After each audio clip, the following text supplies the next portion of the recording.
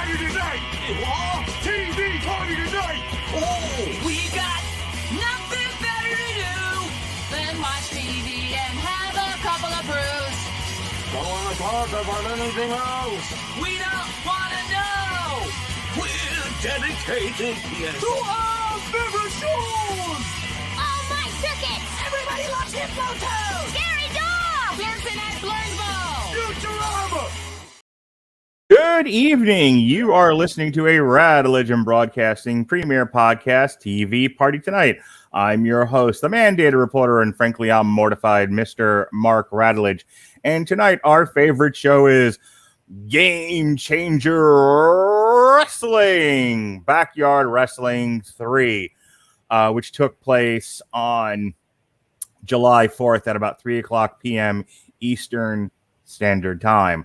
And joining me tonight to discuss this glorious event that took place on Independence Day is Harry Broadhurst. How you doing, Harry? I'm good, Mark.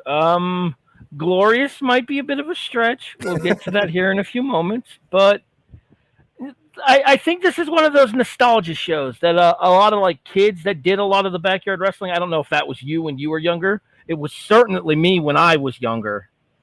Yeah. Was like a full yard. Like I remember, like we were goofing around in like the backyard and stuff, but like we never made like titles or anything like that. Did you guys go as far as having like your own and everything? Oh yeah, we had a fed. We've actually we had a wrestling ring. We had floor mats that we put down at ringside and everything. Nice. We would put on full on production shows every couple of weeks. Really? That's fun. Yeah, my friends and I just kind of and we might have actually just preceded the backyard wrestling phenomena. Like we would goof around in the backyard. Like I can remember a friend of mine, he he had this thing and he would like, I'm the Mountie, and he would like jab you with it. Stuff like that. So have you watched the first two? Are you holding your head because I made a Mountie reference? Yes. I'm Jacques Rougeau is rolling over in his grave and he's not even dead yet. So did you watch the first two Game Changer Wrestling backyard wrestling shows? I did. I watched both of them. The cool thing for me, I actually know a couple of the guys who were on the earlier backyard shows. Okay. When I was getting into the backyard wrestling scene, this is going to be, all right, I'm going to tell you how old I am here. This is going to be circa 2005, 2006. I would have been 20-ish. Okay. Guys like Alex Zane, who's now in the WWE, is Ari Sterling, and the Chad were a part of the backyard wrestling board on a website called WrestlingFigs.com. So, like, I would see these guys when they were in their original yard days. Oh, wow. And now seeing, obviously, Alex where he is now, and then the Chad appears on this particular show, well, that we'll get to here in a moment. He's in the 8-man tag. Well, you know. So real quick, and I don't want to spend too long not on topic, but the very first one, so a couple of years ago, this is 2021, I guess the first one would have been in 2019, and I was going through my second bout of cancer treatment. So in order to get the cancer treatment I was getting at the time, which was CAR-T, you first had to go through a week of chemo. Like every day you had to get chemotherapy in order to drop your cell creation level down so that your body would accept the CAR-T. So I can't remember how many days into it I was, but I was pretty bad off by about day 3, day 4. And this was over July 4th weekend. So on one of the days I'm receiving like 8 hours worth of chemo, and I'm at Moffitt for like a 12-hour period. This was on. The very first GCW Backyard Wrestling thing was on. And like, you know, as you would be in the situation that I was in, I was a bit moody. But I was kind of flipping through my phone and I got an alert because I already had a Fight account. And I got an alert from Fight like, hey, in 20 minutes, Backyard Wrestling starts. And I'm like, what's this? So I started watching it on my phone. I forgot I was sick. I was having such a good the nurse would come in, they're like, hey, we need to like get your blood and everything. I'm like, no, you gotta watch this. There's a guy running another guy over with a car. Just like and I didn't know a lot of the people at the time. Like that's the first time I'd ever seen Schlack wrestle, and I became a huge fan instantly. I don't think I'd ever seen, what's his face there that ended up in AEW. The two little guys, the one The Stunt Brothers. Yeah. Logan and Marco Stunt. Right. I'd never seen the Stunt Brothers before. So that was a first. And so, what I remember about that is the commentary team, like, they have school tomorrow. And, like, I think the finish was they both got grounded. I thought that was hilarious. Legit. I think, I think Logan Stunt at the time was legit only like 17 years old. Nice. So long story short, I had a good time watching. I thought the trampoline in the pool was funny. I never, like I said, I was never really into like the whole backyard culture. So when they were like, they're going by their old backyard names, and I'm like, I don't know who, Jimmy what's his face is, or why he's now called Emanon. I know of G Raver because of the incident with the ladder match, and Jim Cornette then making remarks about it, and then the response being, well, we'll just make a fuck Jim Cornette t-shirt. It's the only reason why I knew who G Raver was. Well, okay. Your comment there just allowed me to answer your earlier question, Jimmy. That would be Jimmy fucking Lloyd. That's right. The very different boy, Jimmy Lloyd. You're fucking with a different boy. That's right. I don't know why I can never remember his name because the commentator says the same thing every time. He's a very different boy. The best part about that was the fact that I'm not huge on Kevin Gill, and we'll talk about commentary when we get to the show. I'm not huge on Kevin Gill, but like Kevin Gill kept trying to correct a very drunk MLJ who kept calling him Jimmy Lloyd with the Emanon name during the course of this show. You can speak to the commentary. I watched this at work, so I had it on mute. Yeah, don't tell anyone. Anyway, so long story short, like I said, I watched the first one of these while I was going through treatment, and it really it was so much fun. The trampoline in the pool and everything, and then them like running each other over with cars was hilarious to me. As far as goofy wrestling goes, I had a good time with it. The next year we had a 4th of July party at my house, and I made everyone come inside. I'm like, you've got to come see this thing. And my cousin's boyfriend was there, and like he had known about some wrestling, but he never really watched it. I'm like, you're gonna love this. Instant fan. People, we were sad when it was over. Year 2 was phenomenal. So the question remains: would GCW Backyard Wrestling 3 continue the trend of strong shows, or would this one fall off a bit? You will find out by the end of this podcast. Let's get into the first match here. Young, Dumb, and Broke, which consisted of Charlie Tiger, Ellis Taylor, and Jordan Oliver. Jordan Oliver, I remember, with Griffin McCoy, defeated the Big Vin squad of Big Vin, Jay Malachi, and Mike Swanson. All right, what did you think of this opener? Jay Malachi. Okay. And Philly Mike. Yep. But yeah, Mike Swanson. I'm a big fan of Young, Dumb, and Broke. I think that those are I believe those are 3 kids from the CZW Academy. Okay. So even though DJ himself has no discernible talent, at least the school's still pumping out some decent kids here. Jordan Oliver has an opportunity to be something really big in this business, I think, because he's one of those guys that really gets how the business works. He had a huge breakout performance during the 24-hour GCW show earlier this year. Was he the one working opposite somebody else or of a similar size that Jim Cornette went nuts about and was like, this isn't wrestling, this is gymnastics? I remember there was a specific thing that happened where I think it was Jordan Oliver and another guy did like a 2 to 3 minute chain wrestling spot, and like people put it on Twitter, and Jim Cornette reacted, and then everyone reacted to Jim Cornette. If you remember what I'm talking about. With all due respect, how do I put this politely? Okay, there's no polite way to put it. I don't give a fuck what Jim Cornette has to say. Perfect. Fuck you, Cult of Cornette. Bite me. I just wanted to know if it was the guy. It might have been, but I'm going to be perfectly honest with you. I tend not to pay a whole lot of attention to what Jim Cornette says. Okay, it was the incident of the Twitter of that day.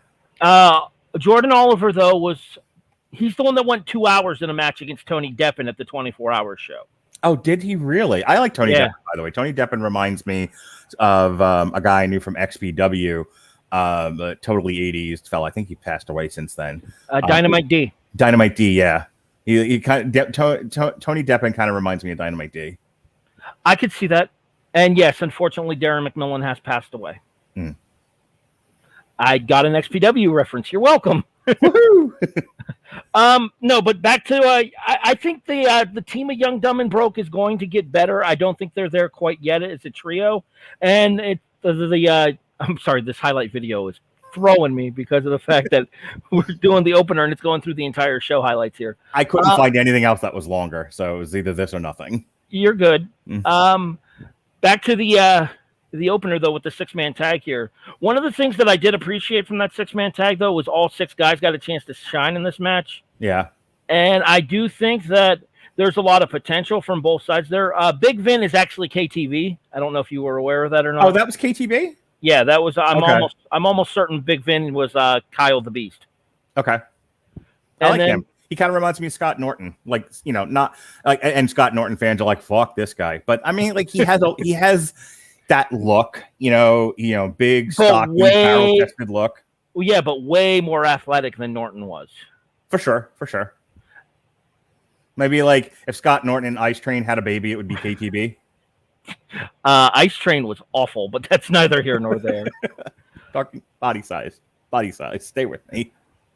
The one thing that I did like, though, from Young Dumb was I like the fact that they intentionally played to the crowd as much as they could. Mm-hmm.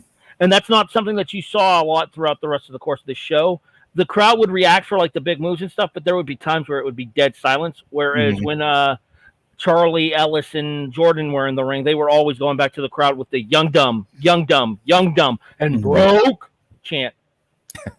My only thought about this opener was in the 2 years previous, it was a slow build to a lot of the nuttiness that we're seeing in the highlight reel.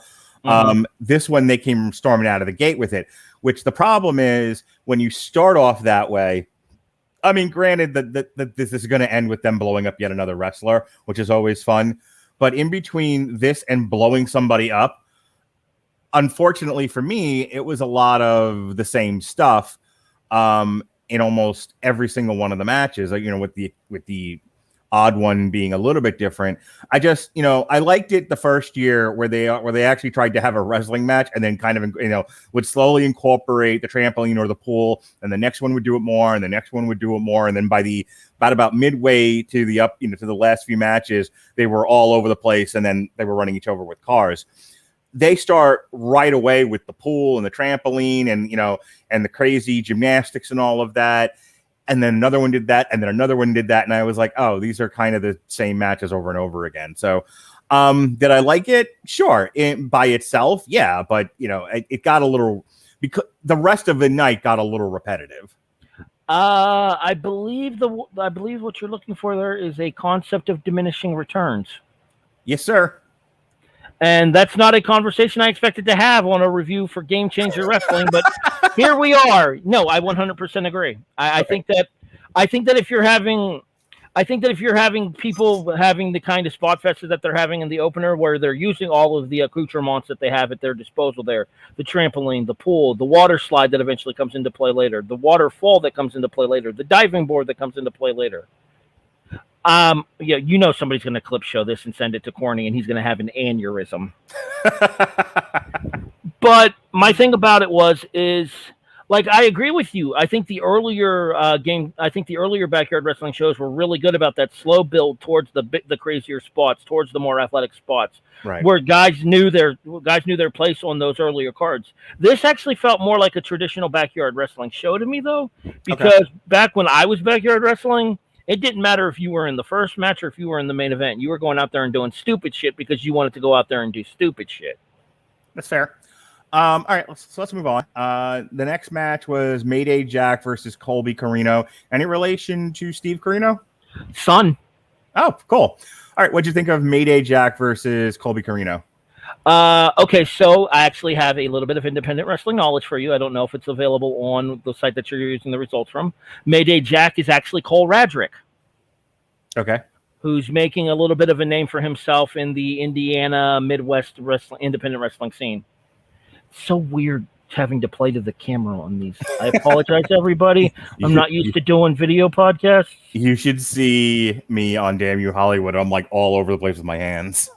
Like, I'm looking at us on the cameras, and then I'm realizing that my camera is right there instead, and I should be looking forward. So it's fine. You look right. Do like this. There was some Major League Stiffsky in this match. And like, that's another backyard staple, because let's be honest, not everybody in the yard was professionally trained. Sure. The thing with Colby Corino is Colby Corino shows flashes of brilliance and then flashes of, well, this, if I'm being honest. Yeah. We've seen Colby in Evolve. Mm-hmm. He was part of the Unwanted stable in Evolve with Eddie Kingston and Chainsaw Joe Gacy. Okay. So, like, we've seen what Colby's capable of before. Cole Radrick, I think, is a really underrated technical performer, but in a setting such as this, he's not going to get an opportunity to show that. The match itself was okay, but again, we go back to the concept of diminishing returns, where you're doing all kinds of stupid shit from one single match to the next match to the next match, and nothing really stands out. Yeah, and look, if I have something to say, I will, but if I don't, it was kind of like more of the same, and that's all I'm going to say, and I don't want to belabor this. This was one that, if I wasn't reading the results, I would have forgotten was on the card. Like, I don't know Mayday Jack, and I had to ask you if Colby Corino. I had to ask you if Colby Corino was related to Steve Corino, because I have no idea who he is. That's why I'm glad I have you here, because you're my expert panelist, and I'm just driving the car. But yeah, this was one where I was kind of like, all right, get to the next match already. Like, I didn't really care. Their positioning on the card didn't do them any favors either. They were off of that really hot 6-man to open the show that the crowd was really invested in, and you could tell that the crowd was not really invested in this match, much the same way you weren't. No, everyone wanted to get the Schlack blowing somebody up. Speaking of which, next one, and this I do want to talk about. This was Natas versus Ricky Crash, who is also known as Ricky Shane Page. And, in as far as the GCW events are connected to one another, from like the coming out of the pandemic, GCW was one of the first companies to start doing live events. They were doing them outdoors. It was like them and No Holds Barred. And GCW. Ricky Shane Page was the GCW champion, and his stable, what was it, 400? 440. 440. It's the area code for Cleveland. Right. Yeah, like they had this long running story of this stable just running roughshod over the guys in GCW. And I think most recently, within the last month or so, good old Dick fucking Gage beat Ricky Shane Page for the title, and then he ended up in a weird kind of 3-way feud with Matt Cardona and John Moxley. But sticking with this, I actually like Ricky Shane Page. A couple things about him. One, I liked his heel work for what it's worth in this long run he had with the GCW title. I liked the stable. There was one guy who always wore the hat, kind of a smaller dude, but he was so like smooth in the ring. I liked watching his deathmatch work. Eric Ryan. That's the one. Yes. Anyway. Ricky Shane Page, like, the only thing about him was like he was a big fatty, and like he wasn't like a King Kong Bundy, big fatty where he just Ricky Shane Page kind of had a sloppy fat look, which fine. It worked for him because he was a shitty heel who was constantly like having his goons win the match for him. Mm-hmm. He looked super like in shape here, even though with the baggy clothing and everything, he looked like he had slimmed down a lot. And I have to say, I had a coworker walk past me as I was watching this, and she was like, "Are there any women?" I'm like, "Yeah, he's wrestling one." And she stopped and she watched the match with me for a little while. It was a slow day at work, and she was like, "Oh, like I don't watch much wrestling, but these two look like they're working pretty good." I have to say, I actually enjoyed this match with Ricky Shane Page, Ricky Crash, and Nadas. I thought, for an intergender match, in the backyard, I thought they worked pretty well together. A couple of spots I could see daylight in the work, but you're going to have that with this level of wrestling. Otherwise, this was very entertaining. I apologize, as apparently everybody and their neighbor decided to mow their grass in the background right now. I don't know if you can barely hear it. Yeah, you're fine. All right, so that's good at least. Yeah, Jody Threat is starting to make a name for herself. Jody Threat was Natas. Okay. She's starting to make a name for herself. She's not pulling tampons out of herself, is she? No, that was Priscilla Kelly, who now has a WWE contract. I don't know who let that happen. She is currently known as Gigi Dolan down in NXT. And she's going to be known as Future Endeavored if she keeps that shit up. I would assume that she's not going to keep that shit up. Look, are you going to keep the tampons in? Or for that matter. Yeah, you stepped on my joke. It's okay. Sorry. Anyways, I'm sorry. Back to the match at hand here. I've always been a huge fan of RSP. I think that I don't think there's any question that RSP was the MVP of the Game Changer pandemic era. Yeah. RSP and 440, and I'll admit there's a little bit of a bias because 440 is my home state.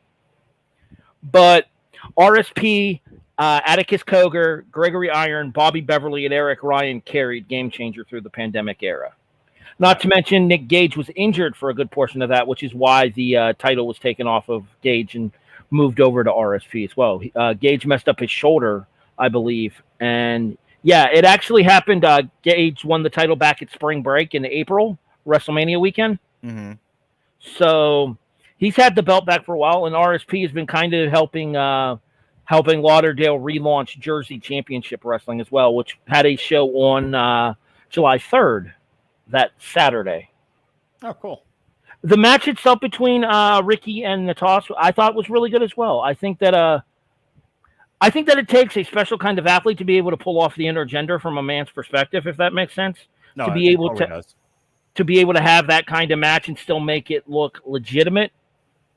Because there is a distinct, you mentioned RSP slimmed down. There's still a distinct size difference between himself and Jody Threat. Ricky's probably a good 50, 60 pounds heavier than Jody. Yeah. So it takes a convincing seller and a convincing athlete in order to be able to pull that match type off. And I thought that they did a really good job with this one. Yep, absolutely. All right, next one. Another guy that I really like when he does his regular work, Diablo, who is actually Shane Mercer. I know that one. Versus Ariel Crow, who is Dylan McKay. I gotta be honest. I watch a ton of independent wrestling. Mm-hmm. I had never seen Dylan McKay before or Ariel Crow. Yeah, neither have I. But I have seen a lot of Shane Mercer. I've seen him in a bunch of GCW shows. I've seen him in some other independent things that I've watched over the past year. And I don't know how big, like how tall Shane Mercer is, but he's a guy I would like to see get out of the Outlaw Mud Show and into one of the big leagues. I don't even need to see him necessarily in AEW or NXT just yet. Like, go make your bones in Impact or Ring of Honor, and then work your way up. Like, he has a good look. Him and the guy that we're going to see next, Chris. Oh gosh, I chant this around my house. Something Daddy. The Dirty Daddy. Thank you. I make my kids chant it. I love Chris Dickinson. I just can't remember anything these days. The Dirty Daddy, Chris Dickinson. Like, if anybody gets out of the Outlaw Mud Show, I want it to be Shane Mercer and Chris Dickinson. But anyway, back to Shane Mercer versus Ariel Crow, or Diablo versus Ariel Crow. This was a stiff match, man, and they took it all over the bed. They took it into like the next yard. He had a couple of really fun spots in the pool. Like, Shane Mercer's a fucking beast, dude, and I loved watching him wrestle. And he's working with a smaller, more gymnastics oriented guy. So and the guy took it. The guy took every single shot from Shane Mercer and kept coming. And it made for, one-sided, but I think it made for a pretty good one-sided brawl. Well, Diablo's been kind of a trademark of these backyard wrestling shows. So this was more of like a showcase match for him rather than anything really to do with Ariel Crow, Dylan McKay, however you want to phrase it there. So I think that this was an opportunity for Diablo, Shane Mercer, to be able to showcase some of his stuff there. I do appreciate the fact that even though this is supposed to be a yard show, Diablo still came out to Heavens Alive by Lacuna Coil. Also was wearing actually traditional ring gear, as opposed to everybody else who showed up, who put on whatever they were wearing last night when they went to the mall and showed up to wrestle. Well, it's a backyard show. That's what we do. I'm not saying it was bad, and I understand the aesthetic. I'm just saying, one of the things that I noticed was like, oh, everyone's like wearing backyard shit, and Shane Mercer looks like a wrestler. I do think that there's potential for Shane Mercer going forward. I think that he is still a little unseasoned, but he'll get there. Yeah. And one of the things with Shane Mercer is the dude is ridiculously athletic for a guy his size as well. Mm-hmm. So, like, we're actually seeing clips of the match right now between Mercer and Ariel Crow. I love that they sell off the trampoline. It's hilarious. Well, everybody knows you have to sell the trampoline, man. I suppose so. Anything else about Diablo versus Ariel? No, not really. Like you said, it was more or less an extended squash, but intentionally so, just because Diablo's been kind of a fixture of these backyard shows. All right, next is Paco Loco, who is also the Dirty Daddy, Chris Dickinson. The filthy father, the putrid papa. Versus Casey Quick. Why do I know that name? Who's Casey Quick? Casey something from CZW. I want to say Casey Navarro, but I'm not certain. Okay, everybody else who picked this up is now yelling at their podcatcher or their YouTube, their computer. You're thinking, hey, stupid Radulich, you're thinking of what's his face Quick, who is now R-Truth. Although that was K Quick, and that is a completely different person. yes, it is. Old brain. Casey Quick was one of the CZW students. I want to say he wrestled as Casey Navarro in CZW, and there was a very intentional shot taken by El Schlacko towards DJ Hyde during the course of this match as well. Once the CZW Academy was mentioned. Okay. As far as the match goes, this was, I guess, a buried alive match between the Dirty Daddy and Casey Quick. And again, much like the match before it, they amped up. It was a squash. They amped up the brutality. Chris Dickinson has had a back and forth year as I've watched him. He had a couple of matches with Moxley, which he did not win. He had a couple of more matches with some other people of high notoriety, which he did win. He's sort of 50. He's batting 50-50, I think, at Bloodsport. In any case, I've always enjoyed Chris Dickinson's work. Again, him and Shane Mercer might be a little on the small side to go up to the big leagues. But as far as look goes and work, I think those are the two standout guys. I love watching Chris Dickinson wrestle, and I enjoyed this match because of it. Then as far as death matches and buried alive matches go, it was fine. Like I said, it was sort of if there was like a halfway point in the show, it was that, because it was like after that things go cuckoo bananas from the rest of this point on. Yeah, I'd agree with that. I think that this was I'd argue that this was probably the most one-sided match of all of them. But in fairness, this is another one of those ones where somebody's giving up a ton of height and size. Yeah. Like Casey Navarro's a good 6 inches shorter than. I'm looking at our photos on the screen again. Casey Navarro's a good Casey Quick. Sorry, now I'm pulling a Kevin Gill and MLJ now. Casey Quick is a good 6 inches shorter than Chris Dickinson and easily 100 pounds less. All right, we're about at the midway point here, so let me quick pay some bills. Got skills to pay the bills. I just can't remember shit. But I can tell you that Grammarly's AI-powered products help people communicate more effectively. Grammarly helps you write mistake-free on Gmail, Facebook, Twitter, LinkedIn, and nearly everywhere else you write on the web. Grammarly corrects hundreds of grammar, punctuation, and spelling mistakes while also catching contextual errors, improving your vocabulary, and suggesting style improvements. It will not help you commentate better or not, call Dynamite raw or anything else like that, but it will help you with your written material on the web. To download Grammarly today, go to getgrammarly.com/W2M network. Again, that's getgrammarly.com/W2M network to download Grammarly for free.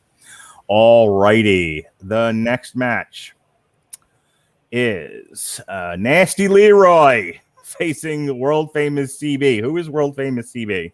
Cheeseburger from Ring of Honor fame. You say that like I would know who that is. He was also in New Japan, which I know you guys have covered here on the RIB network. We have. Ask me if I remember who he was, though. I remember Spanky, and I remember Teddy Hart, And I remember Nasty Leroy because every time I see Nasty Leroy, I think he wandered in from somewhere and they just let him wrestle. How do I put this? This match sucked. Like, is it weird that I want to see Nasty Leroy on the WWE main roster, doing everything he's doing now? But I want to see this homeless looking guy who doesn't look like he's ever trained in wrestling ever, but somehow manages to get through these matches, and he just seems like a crazy person. They're just like, oh, they're running away from him, and he's throwing himself at him. I love Nasty Leroy. This is going to sound so wrong, but I don't look at care. him. Just look at him. This is going to sound so wrong, and I don't care. You ready? Yes. Nasty Leroy looks like he belongs on a $5 wrestling show. Is it weird that I want to see him beat Roman Reigns for the title? No, that's my time, folks. Man, I want to see Nasty Leroy, Roman Reigns, and Brock Lesnar in a triple threat at WrestleMania in Texas. Goddamn motherfucking internet would explode. Just Nasty Leroy, dirt, holding both belts in the air. Be great. I have nothing else to say about this match, so by all means, feel free. It's just, yeah, Nasty Leroy needs a bit of work. Bit of work? That's what we're going with? Trying to be kind. I don't know. It wasn't a great match. And Nasty Leroy sucks. But honestly, the best part about this match was Faye Jackson and Alley Catch cheering on Nasty Leroy from commentary. Okay. Well, again, I didn't hear it, so the Alley Cat, obviously, and Faye Jackson, she of the Creep Squad, from the Gray Sweatpants Battle Royal. Real thing. Google it. I'm not going to go any further into it than that. Just remember the bra and panties matches from our earlier wrestling watching. Sure. This is the women's version of that, I suppose. Perfect. Next up, the Chad, Ty Heel versus Claude Marrow Jr. With Claude Marrow Jr. and Tony Deppen, who I really enjoy, versus Vampiro. Jeez, I keep saying versus. Let's try this one more time. Take two. The Chad and Claude Marrow Jr. and Tony Deppen and Vampiro defeated the 4th of July blunt guy, Steve Sanders, Aiden Alexander, C-Spot, and Nolan Edwards. Okay. All right, so there's a couple of names that people will recognize here, though. Claude Morrow Jr. is Ruckus of CCW fame. Okay. Who actually got his start as a fairly notorious backyard wrestler. I don't know if you remember the backyard wrestling video games. I knew they existed. Claude Morrow Jr. is a playable character in them. Okay. That's how infamous he is. Vampiro, which is a little bit of a tease for later on in the show. We'll get to that in a few moments. But Vampiro is Michael Facade. Okay. Who would be something of an independent wrestling commodity. I think Steve Sanders is part of the Second Gear crew. And who were the other names that I missed there? The Chad was a backyard guy from, like I said, from when I started watching. You run down the list of names again, and I'll try to tell everybody who people were. The Chad, Claude Marrow Jr., Tony Deppen. Everyone knows who Tony Deppen is. Yeah. You already mentioned Vampiro. Steve Sanders. Yeah, we talked about Steve Sanders. I believe he's part of the Second Gear crew. Aiden Alexander. Aiden Blackheart, I believe. I'm not certain. C-Spot and Nolan Edward. No flinch. Nolan Edward made his name in No Holds Barred. You should recognize him. Okay. C-Spot is Everett Connors, who's most famous right now on Twitter for being the love interest to Charlie Evans, the really cute Australian wrestler. Okay. Yeah, this match was a bit frenetic. There was a lot going on. It was a very busy match. And a lot of the outside of I think outside of like one guy, they all kind of seemed similar-ish to me.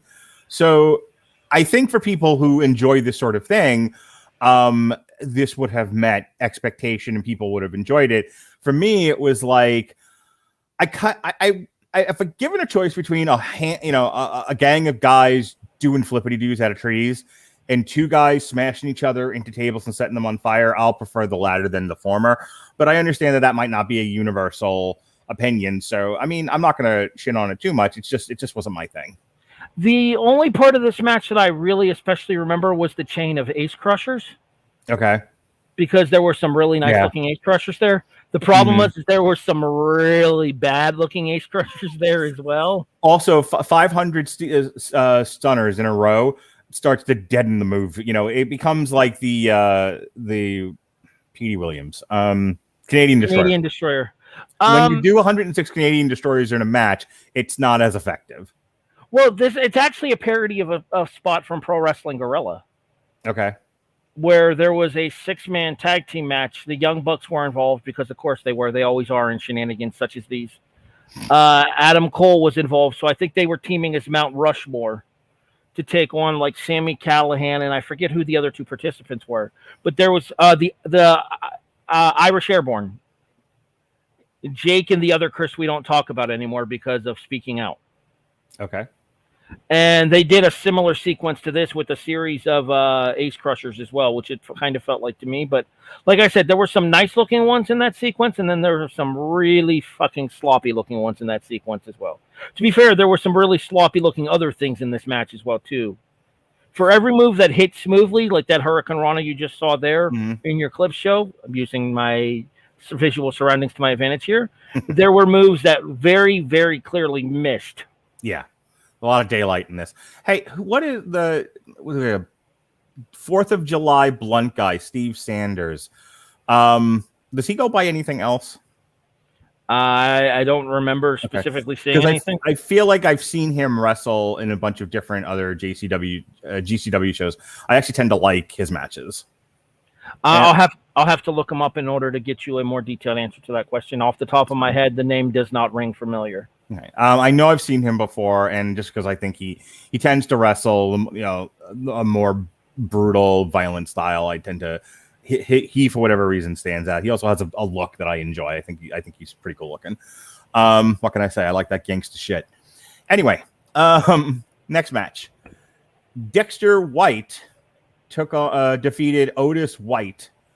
Oh, was this was the guy dressed up as Kane versus that Undertaker dude that we're actually seeing now in the clip show. This was, you can see it. For those of you listening on Spreaker, they're jamming each other with sticks in the forehead. They went through this got the most, other than the finale, this got the most death matchy out of everything on here. So I like a good death match. And here's the thing, and it's like the opposite as I said before. The first match, there was too much of what happened in the first match throughout the rest of these matches, so it got a little redundant.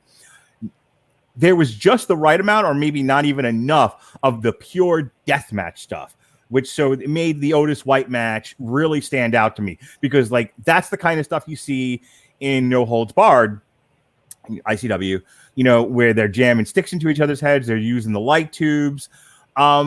Despite this being a lot of backyard shenanigans like you're used to seeing from these kinds of shows, this got the most traditional modern deathmatchy, and I really, really liked it. The guys themselves look kind of ridiculous, but that also goes with that style of match. Legitimate brothers. Are they really? Otis and Atticus Cogar. Okay. Oh, that would be why. Atticus Cogar. Okay, I should have recognized him. That would explain the deathmatch stuff. Yeah, that's I was waiting for you to put that one together there, because like he took the mask off and everything. Yeah, he took the Kane mask off. Watching it work. Watching in between putting people on suicide watch. You'll have to forgive me, sir. It's okay. Don't go around pink tagging people, sir. That's right. I know what's up. Anyways, no, back to the match though. Yeah, Legitimate Brothers. They were a tag team known as the Cogers, part of a stable here in the state of Ohio, where it was them, the Mind Eraser Remy LeVay, and Jason Gorey, who was a tremendously underrated talent in the local scene. But so Nobody Fights Like Brothers is 100% legitimate. I think that if you give them the opportunity, that we've seen more than our fair share of brother matches where they have gone everywhere and done everything. And this was a case of, he's my brother. What's he going to do? Be mad at me? We'll talk it out over dinner tonight. Sure. Yeah, I like this match a lot. This is what I was looking forward to besides trampolines and pools. All right. Pizza Cat Jr. defeated Dark Angel, Marcus Mathers. So my only comment about this was Marcus Mathers there did a good job of selling constantly annoyed that this gal kept kicking out of pinfalls. Like he looked legitimately pissed off. He did a really good job of selling frustration. Do you watch a ton of indie wrestling? Because like depending on the amount of indie wrestling you watch, you should actually know who Pizza Cat Jr. is. Give me the name, the real name. Billy Starks. Young-ish. I think she's only like 17. Mm-hmm. But one of the influences for her becoming a wrestler was the original Pizza Cat, who now has an NXT contract. Is she leaving her tampons in? Don't answer that. Actually, it's Shotzi. Oh, that's Shotzi? The original Pizza Cat was Shotzi Blackheart. Good for her klutzy self. So Billy came up on that in that Midwestern scene where Shotzi was really popular. Okay. So you can see the influence of Shotzi on Billy Starks' ring work. I don't care for the Pizza Cat gimmick. I think it's done. I think it's played out. But I do think that for as relatively young as Billy is, she's gotten pretty good in a short period of time. And I do think that there is a possibility for her to get better as well. I was not impressed by Dark Angel, but in fairness, I've seen Marcus Mathers a couple of times, and I've never really been impressed by anything he does. He's another one of those guys that's like super young, though. I think Mathers is only like 21. Well, I didn't. There was nothing about like the actual wrestling match that I thought was particularly great. It was sort of average, especially for this level of show. The thing that stood out to me was his faces. Like he seemed legitimately angry. He couldn't beat this girl, selling the frustration of not being able to get the fall. No, and I think that's a lost art because a lot of times when people go for pinfalls, we get that dramatic WWE oversell that or they look like they're about to Sasha Banks resting boo boo face. Sure. So it's nice. I do agree that it is nice to see an actual element of human emotion tied into it without overdoing it. Right. Because if you overdo it, it can get to the level of cheese. I hated the finish for this match, though. I couldn't tell you what the finish even was. The body scissors roll up off of the pin by Mathers. Yeah. So, and Pizza Cat Jr. got the win. All right. And then in our grand finale here, Eminon, no name, defeated JJ Escobar, which started with a rope. Jimmy fucking Lloyd. That's right. He's a very different boy, Jimmy Lloyd. I love, if nothing else, even if you hate this sort of thing, you hate death matches, you hate outlaw mud shows, the finales of every single one of these have always been stupid fun. And this one started off great with the Roman candle battle. So good. I don't think those were Roman candles, sir. I think those were repeaters because some of those sparks looked a little flashy. I think the cameraman took one right off the dome at one point because you see a dude at ringside just fucking bail. It was so good. Oh God, I'm clicking the wrong thing. I was having a good time with this. This was the highlight of the show for me, as it should be. It was the main event. Jimmy Lloyd's a big doofus, and I think he loses more than he wins. But he does one thing really, really well, and he takes a beating with glass. And he did, and he actually won here. The other guy took the worst of it. Blowing him up in the horse stable, I thought was hilarious and a great way to end the show, considering as they've already done, hit each other with cars. Like I said, though, like there's not much analysis to go into this. They hit each other with glass. They dove off of shit. They set each other on fire, and then one of them blew the other one up. Great. Thank you. 4th of July, everybody. I wanted to ask you about that there. So you saw the Weed Whacker spot. I almost turned it off, to be honest with you. Had that gotten any worse or he had done it more than once, I don't think I can watch this anymore. Because I'm aware of the legend of the CCW Weed Whacker spot that got really gross real quick. Yeah, It was the other guy in the match that took that spot originally. Oh, really? It was Jimmy Lloyd who took that? No, it was the other guy who took the spot. Okay.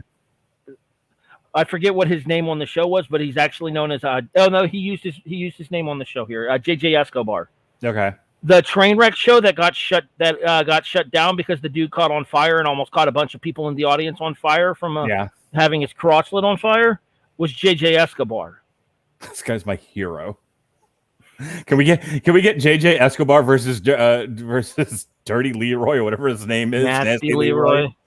Oh, can you see it now? WrestleMania 40. Nasty Leroy versus JJ Escobar. Perfect.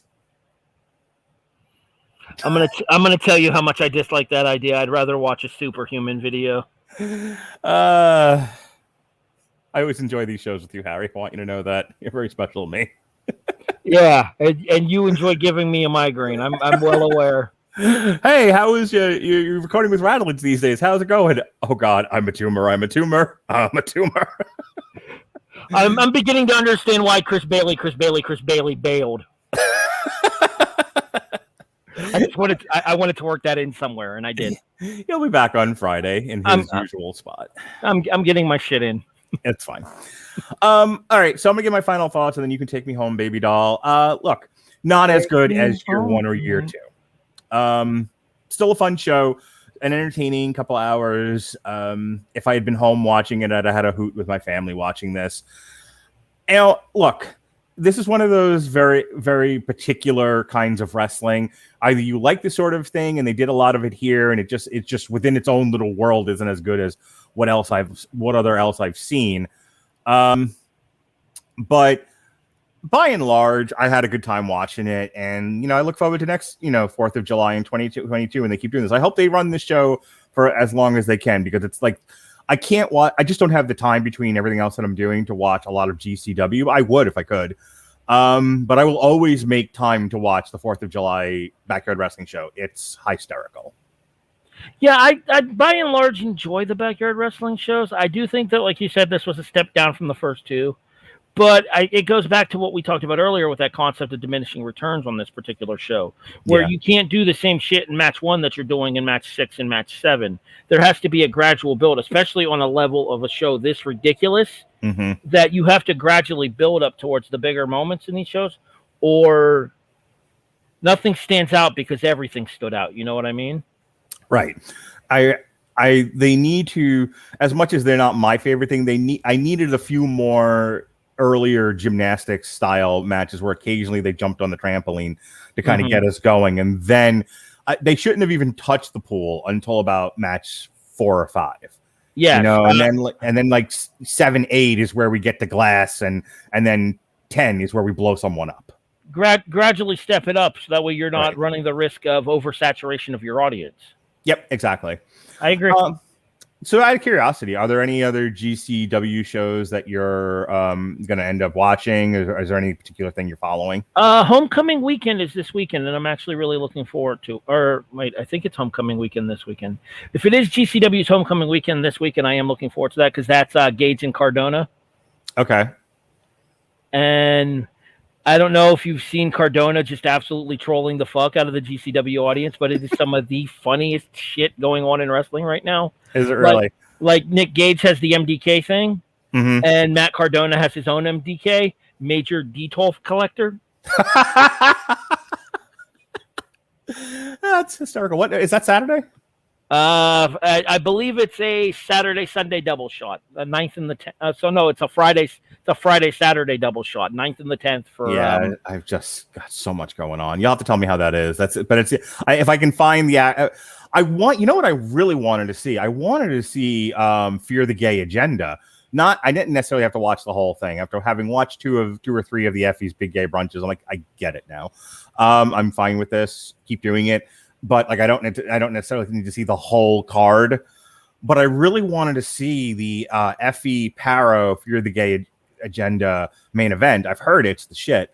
But I can't find just that one match. And I think the original show broadcasted over IWTV, which doesn't allow you to buy replays as near as I can tell. You have to just sign up for the streaming service, which I don't want to do anymore. It's Fear the Gay Agenda was on Fight. Their IWTV contract was, was Fear the Gay Agenda through ICW? No, Fear the Gay Agenda was through what was the name of the company? I'm telling you right now because I looked furiously for it. It was on IWTV. Okay, well, IWTV is a really good deal if you're an independent wrestling fan anyway. I had it for a while, but I wasn't watching it. I never had time. And that's fair. Yeah. I mean, if you're not going to use it, then it's $10 you're spending for no particular reason. Right. But if you have the opportunity to use it, such as I do, then it's among the best $10 I spend on a month in, month out basis, just because like 250 different promotions. Yeah. No, I was getting it for the No Holds Barred shows, and even those I haven't been able to watch. I think the last one I watched was Schlack versus Haku. That's how long ago that was. That was like in November. It was that was the weekend I took my kid camping. So all I'm going to say to that is ain't nobody fucking with Haku. It was not a great match. It doesn't matter. I still ain't going to try to piss off Haku even in 2021. No, I like my jaw the way it is. It's finally healed. That dude might be 60, but I am 90% certain he could still whoop my ass. He could whoop a lot of people's asses. Speaking of whooping ass, that brings us to the end of our show. Later today, we will be doing a review of the Forever Purge. Yesterday, we did a review of the Tomorrow War. On Sunday, we reviewed 3 movies. Our first ever triple feature. We reviewed Werewolves Within, Hitman, and Tekken. And we'll continue to do those short survey type review of movies as the year goes on. I like the format. Tomorrow night, Jesse and I, and possibly Robert Cooper, will be reviewing Buckcherry, Hellbound, I Like the Cocaine, Mama Can You Wait. And then on Thursday, myself and Sean Comer will be reviewing all 4 of the Purge movies.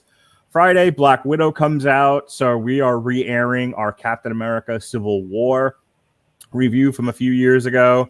Saturday, Jesse's got a syndicated source material for Supreme Madness coming out. Sunday is Everyone Loves a Bad Guy, Captain America Villains, again, because of Black Widow. And then myself and Evan Bevins, not because of Black Widow, will be reviewing The Mighty Ducks Game Changers. What do you got going on, Harry? Oh, and I forgot to mention, sorry. This Friday is as far... Bleh. On top of the re-airing of the Captain America show, myself and Chris Bailey will be reviewing NXT Great American Bash and AEW Dynamite Road Rager. So we'll get those in before I take my kids to Black Widow. Okay, you're up. At HEB the Eagle on Twitter. At HEB the Eagle pretty much everywhere else.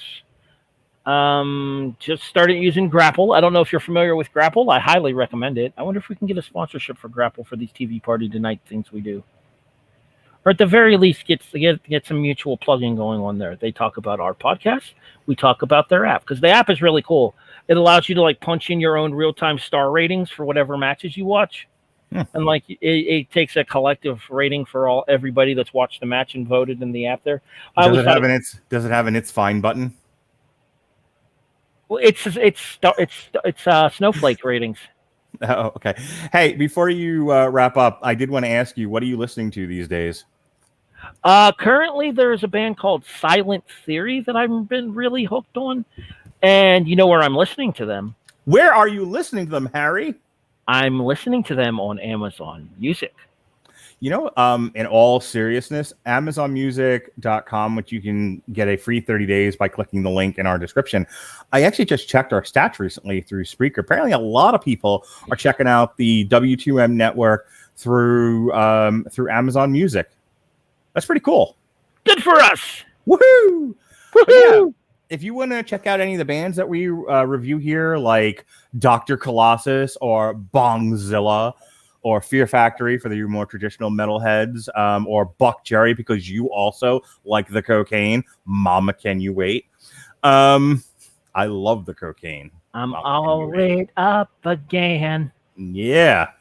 I think another one that we're doing, we've got Scooter, because who doesn't love a little German happy hardcore?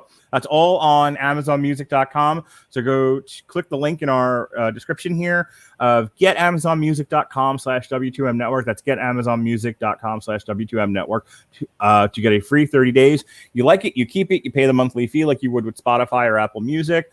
You don't, you cancel it. No fuss, no muss. Get on the bus. Speaking of get on the bus, finish up, Harry. Like I said, HEB the Eagle pretty much everywhere else.